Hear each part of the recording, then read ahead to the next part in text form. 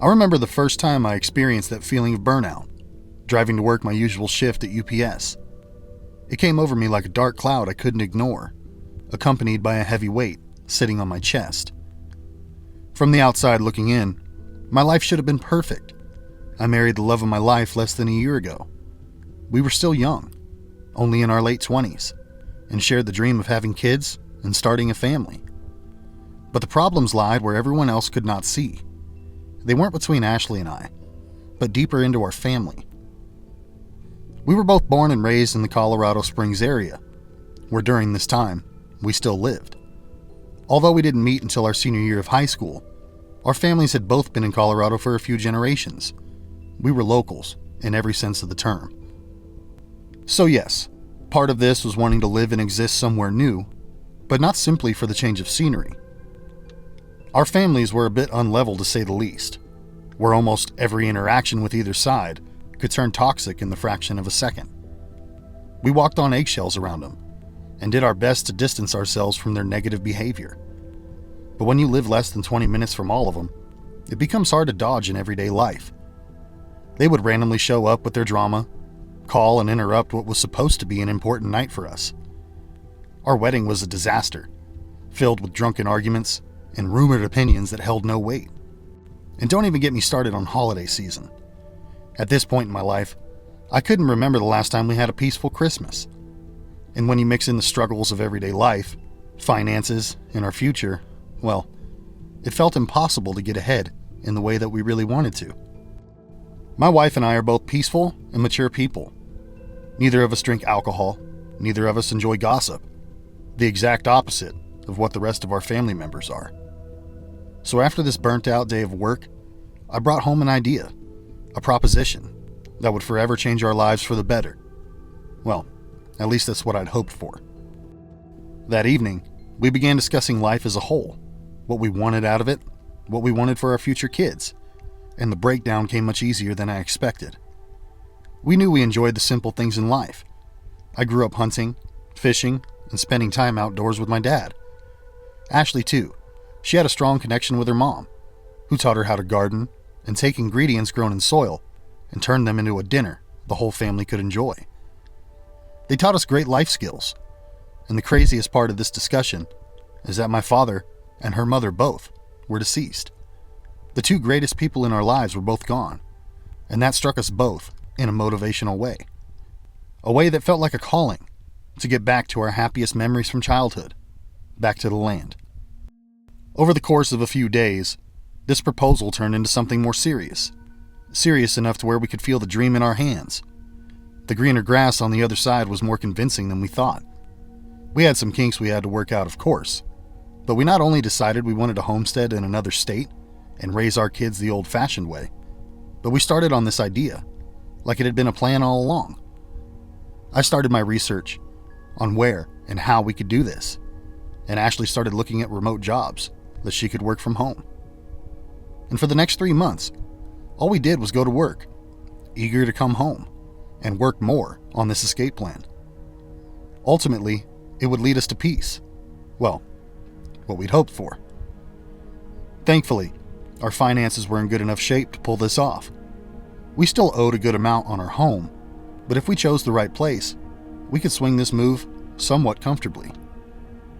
After weeks of consideration, we eventually settled on West Virginia, mostly because of the cheap housing and the opportunity to have a large piece of property for what seemed like next to nothing. Truthfully, how many acres we could get our hands on became the focal point of this purchase. A house can be remodeled, sheds and barns can be fixed, but dirt, it has a certain value. And the way the world is headed, it will soon become priceless. We found a good 35-acre chunk, roughly a 45-minute drive north of Charleston, perfectly within our price range. The buildings themselves were old, built in the 1950s, so needing an update was a complete understatement. The only problem was, selling off our travel trailer was part of the plan to bring in some extra funds. But if we went through with this purchase, we needed to hold on to it and live out of it for a few months while we got the new home livable. We went back and forth on the idea, but after some time, we couldn't seem to find any other property that size that looked as beautiful and usable as this one. Well, definitely not in our price range anyway. So we took the long shot, contacted the realtor, got as much information as we could, and soon after, purchased the property, sight unseen. What a massive risk, I'm sure you're thinking. But in a sense, that's how desperate we were to separate ourselves from the circle of hell. Breaking the news to our families didn't go very well, I'm sure you could imagine, but their reactions only helped us believe that we made the right choice. We were called every name in the book. Accusations flew around like fireworks in the night.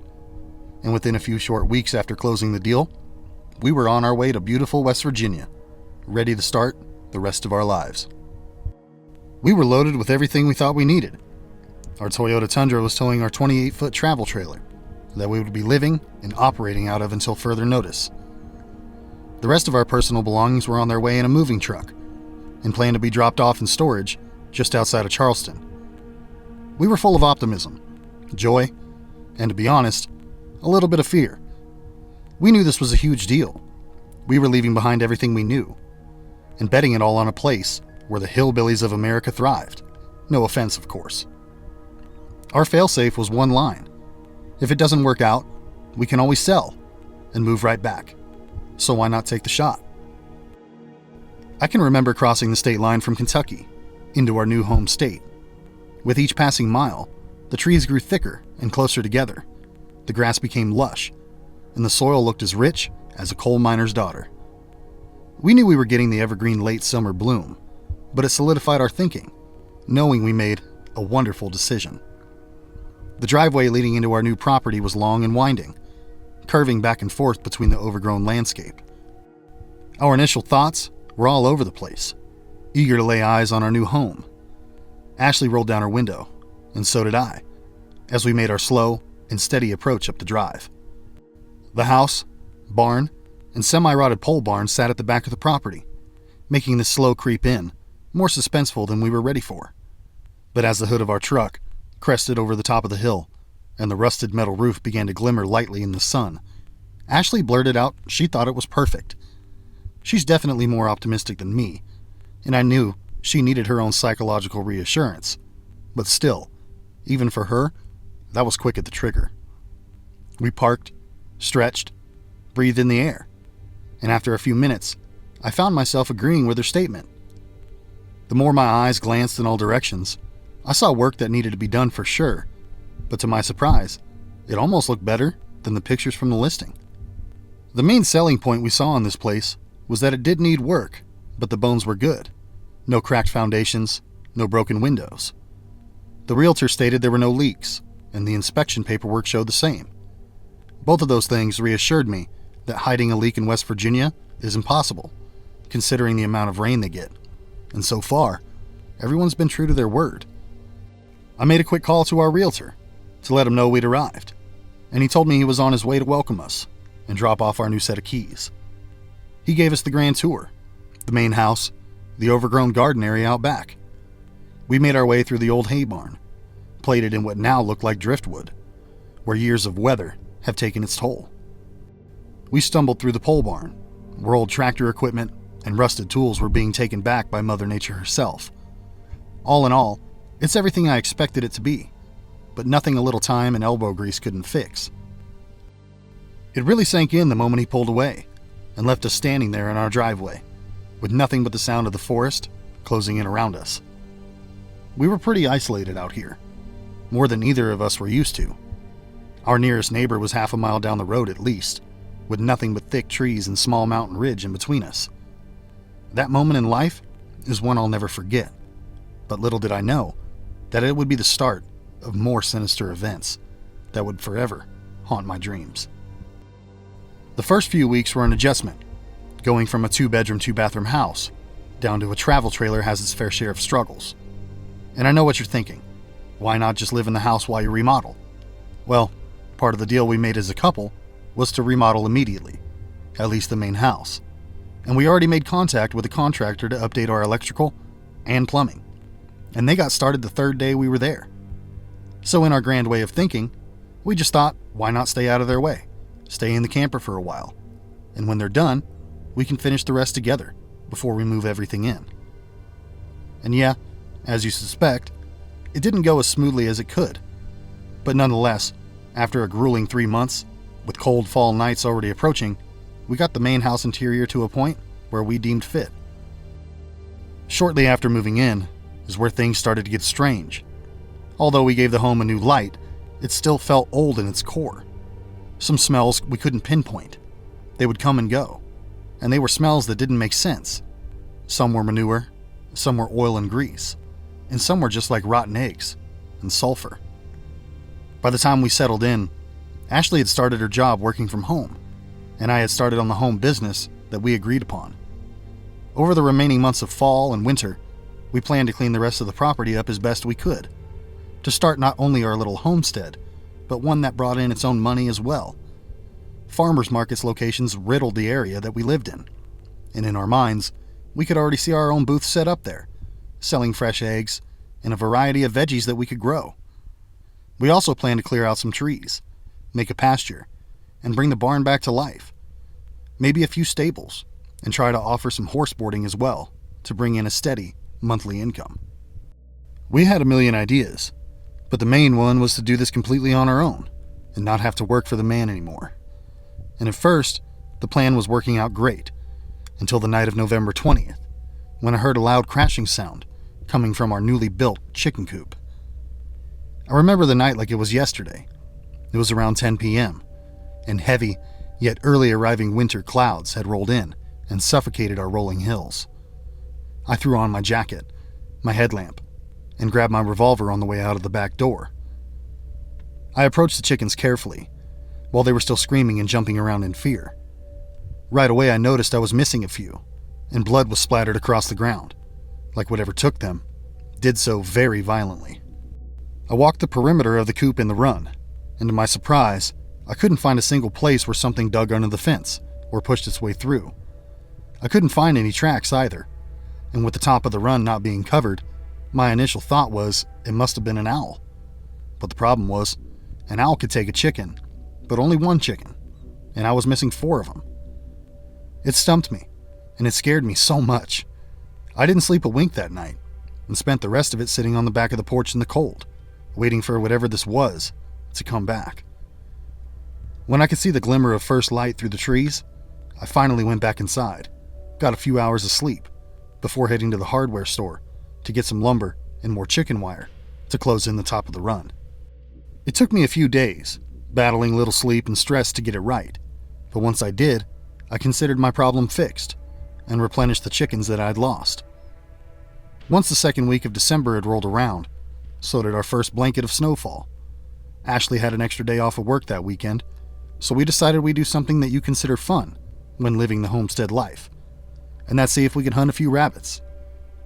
The cold air, mixed with the fresh snow, usually wakes up the small game, draws them out of their dens, so we figured there's no better time for some playtime.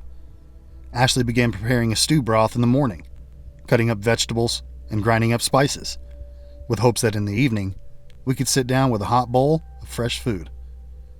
I grabbed my .22 rifle and headed out of the front door, walking off into the forested front yard. I'd already seen plenty of rabbit signs in the months prior, and had a pretty good idea where I might find some foraging for the dwindling food supply. I tracked quietly through the snow, doing my best to keep the crunch of the fresh powder to a minimum. I approached a thicket of smaller shrubs where I'd seen them before, and knelt down behind a grouping of fallen branches, placed there by someone before my time. I waited, quietly, hoping to catch one either coming back to their hole or leaving. And after 45 minutes or so, I could hear something shuffle in the trees, off to my left. Nothing crazy, it sounded lightweight, which got me excited. I felt I was on the right track for a hot bowl of rabbit stew. But then I began to hear the breathing. Heavy, deep breaths. Definitely not a rabbit, and definitely nothing I was familiar with. My brain wanted to say it was a black bear, but the crunching noise that came with it didn't line up. If it was a bear, it should have been heavier, much heavier. I did my best to peek over the brush pile, but I couldn't get my eyes to catch any movement. The sound eventually got closer, and the breathing got louder, and whatever it was, I should have been able to see it by now. I could feel its presence, and every hair on my body stood up, my instincts signaling that I wasn't going crazy. Something was definitely there, but I couldn't find it. The crunching got closer again, and the breathing slowed to longer, more drawn-out breaths. I could hear the saliva in its mouth. Its throat was wet, like it was gasping and drooling at the same time. I pulled my rifle up to my shoulder and aimed it through the branches in the direction that the noise was coming from. Then suddenly, it all stopped. And not just the breathing or the steps, but seemingly the whole forest around me. The birds no longer sang, the wind no longer blew, and the sky darkened as another fresh set of snowflakes slowly began falling from the sky. I could feel my body heat rising as adrenaline forced my blood pressure through the roof. It felt like being trapped in a snow globe that moved in slow motion. I can't really describe the feeling. Then, I finally got the courage to stand up, take a look around. I slowly rose from behind the brush, the stock of my rifle pulled tightly into my shoulder. Everywhere I looked, I pointed the rifle with it, and did my best to keep my hands from shaking.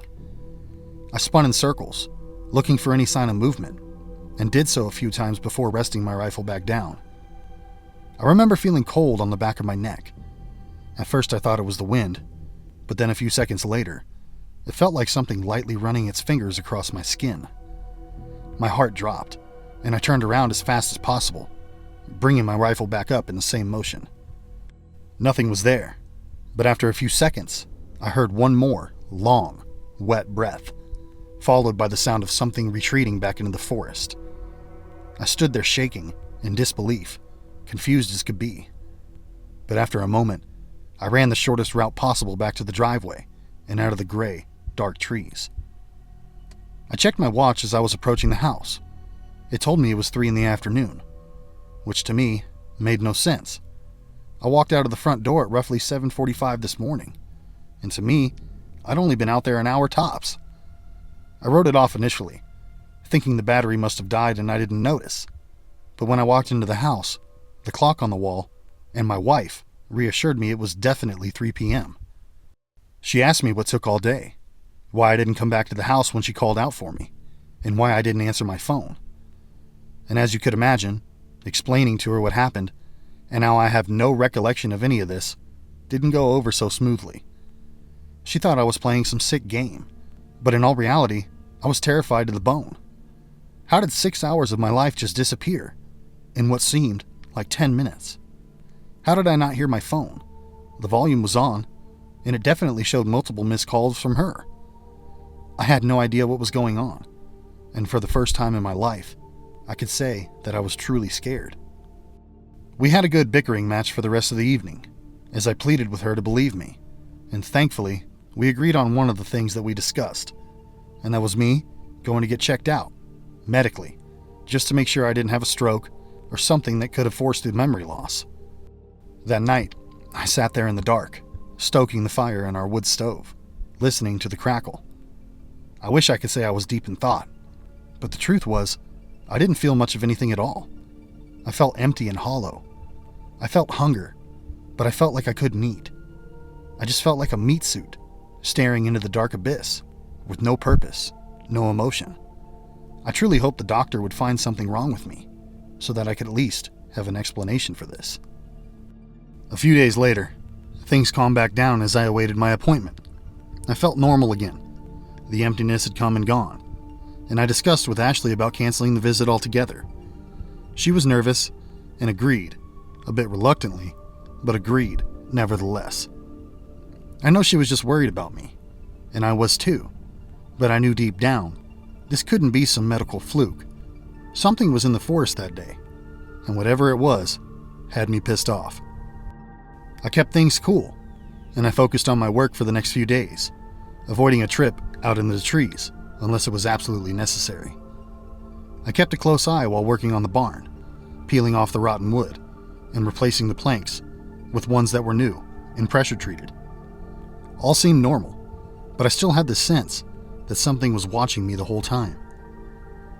When Christmas finally arrived, we had a cozy morning together, made cinnamon rolls for breakfast, and discussed what we could do to better our position going into spring. The property itself had proven to be more work than we thought.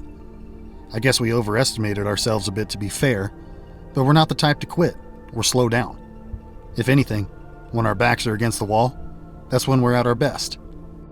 We put a solid plan together, reaching all the way to the end of February, and before we knew it, the hours in the day had escaped us, and so did preparation for our Christmas dinner.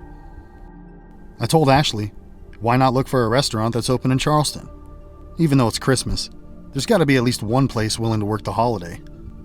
So after a quick Google search, we were lucky enough to find one. And I'll admit, it wasn't the greatest cuisine, but it made for a fun day nonetheless. During this time, we were still getting used to being so alone. Our families had overstimulated us and kept us so busy for so long that we had no idea what to do with our downtime. So we found ourselves more often than not taking random adventures and working through the dull moments. It proved to be a good Christmas evening. We strolled through the suburbs of Charleston, checked out the lights and the decorations before everyone packed them away for the year. Before heading back to the house, we decided to grab a hot chocolate from the gas station to feel extra festive and, help keep us warm. I noticed while filling up with gas, heavy, low clouds blowing in from the northwest, and although there was no snow in the forecast that day, the clouds weren't the only surprise in store for us that night. On the way home, snow began to fall, lightly covering the trees and the ground around us. I remember Ashley saying what a blessing it was to get snow on Christmas, even if it was in the evening. The closer we got to the house, the more it picked up. The flakes got bigger and bigger, and just before we turned onto the driveway, we were in a full-blown blizzard. Ashley was so excited, asking me to drop her off close to the door, saying she'd run in and get the fire started immediately.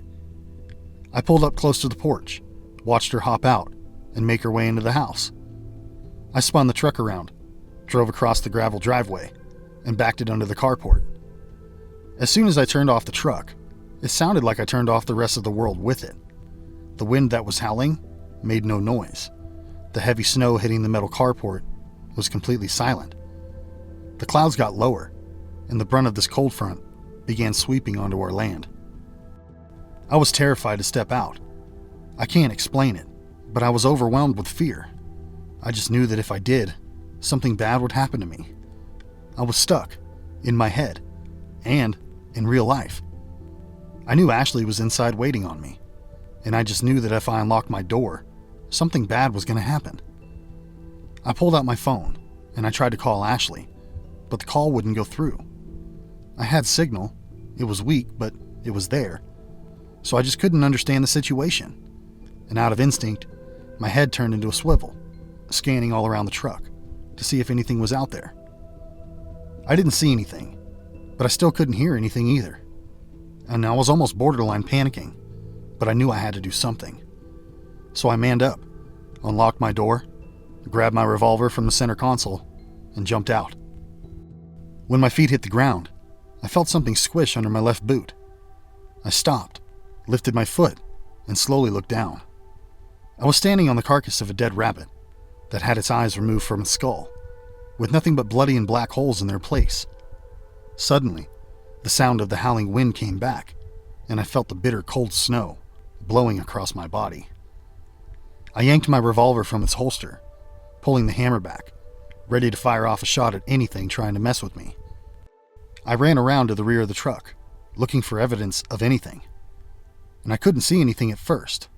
But then, I heard that same, low, heavy, soaking wet breath coming from the tree line behind me. I froze with fear, slowly turning my head to make sure I was actually hearing it. And make no mistake, it was there. But now, I needed the courage to turn around and face it. I spun around quickly, bringing my revolver up with me, and aiming out into the trees where the noise was coming from. The breathing got heavier, faster, more intense, like whatever it was fed off my internal fear. Keeping my gun raised, I swiveled back and forth, scanning the tree line for any movement, shadow, or silhouette. And finally, my eyes found something, maybe 20 yards deep into the forest. There was a set of glowing red eyes, standing nearly 7 feet tall, glaring right at me. I focused my aim right at him, closed one eye, and put my finger on the trigger. And when I did that, the breathing got even heavier, even faster than before, sending chills up my spine. I wanted to pull that trigger so bad, but every bit of sense in me inside me told me not to. I had no idea what I was shooting at. I couldn't take the chance. Then, they blinked, slowly, before turning and running back into the night. A second later, I was startled by Ashley calling out my name from the front porch, so I quickly holstered my gun and walked around to the back of the truck like nothing happened. I told her I had to pee, and I couldn't hold it any longer. She yelled at me to hurry up, that she was going to make a little dessert for us to sit by the fire with. I argued with myself on the way in the door, trying to decide whether I should tell her the truth or not. It was Christmas, and so far, it's been a good one. Well, for us at least. It was the least amount of drama we'd had on this holiday in years, so I wasn't sure what to do. After sitting by the fire with her for a bit, I asked her if I could have one small present from her this year. She laughed, rolling her eyes, thinking I was insinuating something else. And I told her sorry. I'm not trying to ruin the mood, but I had to share the experience with her. We're teammates. I'm closer to my wife than I've ever been to anyone in my life. So I had to take the chance. And gracefully, she gave me the gift I was looking for. The gift of understanding. The gift of not calling me crazy on such a special night. I explained everything to her about what just happened outside and what happened in the weeks prior. And this time, thankfully, she believed me. And I could tell she truly did. The new problem was she was now nervous, anxious, and worried about whatever this could be. In our discussion, we tried to stay grounded, tried to reach a logical explanation. And the best we could come up with was it just has to be some type of predator. A fox, a bear, a bobcat, something like that. In a way, that eased our minds for the night. But I knew deep down, it had to be something else. But I couldn't go too overboard with her. Not just yet. The part that I needed done was done now. She didn't think I was crazy, and she knew there was something out there. And for Christmas night, I couldn't have asked for much more. 2 days before the new year, we had a severe weather alert for yet another heavy snowstorm coming through our area. We made a trip into Charleston to stock up on supplies. We brought extra wood in from the shed and pre-made some snacks just in case we lost power. Being from Colorado, we're no strangers to snow, but the snow over here is different. It's wetter, heavier, harder to shovel, even harder to plow. The ice layers build up differently. Drifts and pockets form up in a way that's harder to spot. So we just made sure we were ready for our first real storm here. I remember sitting on the back porch on New Year's Eve, watching the clouds grow heavier and darker.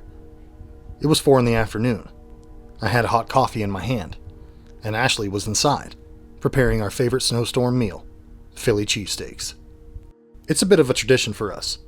Long story short, the night I proposed to her, our reservations at the upscale restaurant were canceled due to the incoming blizzard, so we settled for one of those last restaurants that were open.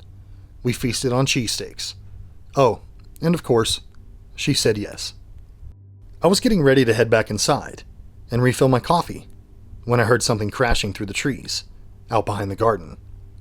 I stood up, trying to get the best view possible, but I could only hear it. Whatever it was, it sounded heavy, and it was moving fast.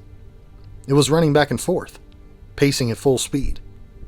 I could faintly see the tree limbs bending, and the sound of twigs snapping echoed through the yard. I ran inside, into my bedroom, and grabbed the revolver from my nightstand. I was nervous, but I truly wasn't thinking this could be, well, whatever that thing was. I truly believed that this was a bear, or a deer, or some type of larger animal with something stuck on it. The motion it made felt scared and nervous itself, so my reaction was purely empathetic. When I got back to the porch, the sound was still there, but it was fading deeper into the trees. I stepped off the porch and walked carefully across the yard towards the tree line. I stopped maybe 10 feet from the forest, walking back and forth, trying to peek through into the distance. Even in the winter, it's hard to see more than 40 or 50 yards into the forest. The trees are so close together here. It becomes a wall of brown and black after a certain distance. After a minute or so, the sound faded out completely, and my eyes never found the commotion. I turned and headed back to the house, and the moment I reached the garden, I realized that not only that sound stopped, but everything else did too. I did my best to stay calm, but I couldn't stop my body from power walking the rest of the way. I got onto the porch and noticed myself getting dizzy, so I went for the chair and sat down, keeping my eyes down towards the floor. The dizziness was light, and sitting seemed to help, but I could hear that thing breathing again, slowly getting louder and picking up its pace. I kept my eyes trained at the floor, too afraid to look up and see something that I didn't want to. The breathing crept and crept, getting heavier, wetter, and louder with every passing second. I fought myself to keep my eyes down, but the breath got closer and closer, until it felt like it was right on top of me. I couldn't hold it anymore. Pure survival took over. So I raised my head, and my revolver along with it. I frantically scanned the backyard, all while the feeling of hot breath consumed my body. I can't describe it, but it felt like there was a beast standing over me, breathing hot air down the back of my neck. The dizziness was coming back. The breathing was so loud that my ears began to ring. I yelled out frantically, demanding that it show itself, demanding it come out and fight like a man.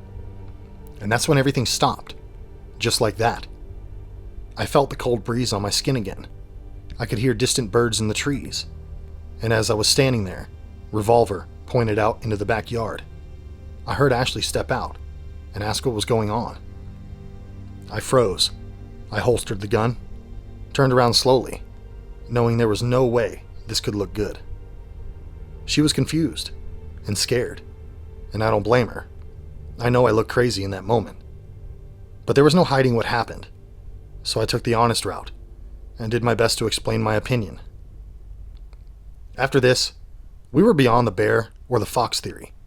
We both knew something was up, but we just didn't know what. I left the revolver on my hip and grabbed the shotgun from the safe. It was going to stay in the living room with us that night. We did our best to change the subject over dinner, talk about anything other than this weird phenomena that's been happening. But the fact that we knew we were heading into a dark and stormy night didn't exactly help our digestion. Ashley was concerned. She kept asking if there was anything we could do to prevent this, or anyone we could call. But as the storm approached faster and faster, our options became more slim than ever. Although we aren't the most religious people, we took to prayer after our evening meal, asking God to keep us safe through the night, and to keep whatever this was deep in the forest and far away from us. By 7 p.m., the sky was dark as could be. The snowflakes began to fall, and the wind howled through the trees. We stoked the fire in our wood stove and kept the weather channel on in the living room just to keep ourselves occupied. I remember this being the first night we talked about missing our home in Colorado. The uncertainty was too much to handle for Ashley. Again, snowstorms were nothing new to us, but this one just had a different feel to it. Power was already being lost in neighboring towns, and we knew it was inevitable for us to be blacked out too. This creature in the forest had its grips in us, and I knew she just wanted to talk about something familiar, something that felt safe. But not too long into the conversation, the storm had finally gotten its claws into our homestead, and the lights went out right around 8:30. I remember Ashley scooting in close to me, cuddling up in my lap, while we sat on the floor in front of the wood stove. We were tired, anxious, and me, I was especially pissed off. This creature had turned another night that should have been fun and cozy into what felt like a fight for survival. It's hard to explain exactly, but it felt apocalyptic that night, knowing something otherworldly was outside, knowing the conditions weren't something a human could survive in. We felt trapped, secluded and isolated, with the only true way of powering through being positive conversations and prayers that didn't seem to hold much weight. By 9 p.m., Ashley had dozed off in my lap, so I did my best to gently move her onto the couch and tuck her in. I was tired myself, but the winds from the storm were so intense, I didn't feel safe enough to take my attention away from something that could happen. I grabbed my headlamp and began walking around the inside of the house, peeking through the windows, watching the trees bend, and limbs do everything they could to not snap away from the base. Considering how things had been going, I didn't want any more surprises, If a power line fell, a tree, or debris flew and damaged something, I needed to know ASAP, not when it was too late. I made a few laps around the house, scanning my perimeter like a soldier on night watch. But when I returned to the bedroom and peered outside towards the backyard, I saw that same pair of glowing red eyes staring right back at me. They were in the trees again, but this time closer than before. I locked onto them, unable to look away myself. I could feel my stomach turning in knots. I could feel the fear and the adrenaline flowing through my veins. Part of me didn't want to admit they were really there, but once I saw them blink and continue to glare at me, I knew I had to do something. I made sure the window was locked and secured, and closed the curtains before walking away. I ran to each window in the house, double-checking that they were locked, and then I ran back to the living room, grabbed the shotgun from behind the couch. It was at this time Ashley woke up scared, asking what was going on. I told her it was back, and it was in the trees outside. I told her to go into the bedroom, grab the .22, and just wait for further instructions from me. Thankfully, she did just that. No hesitation. She just nodded. She told me she loved me, and into the room she went. I walked up to the sliding glass door, looking into the backyard where I saw the eyes before, but they were gone.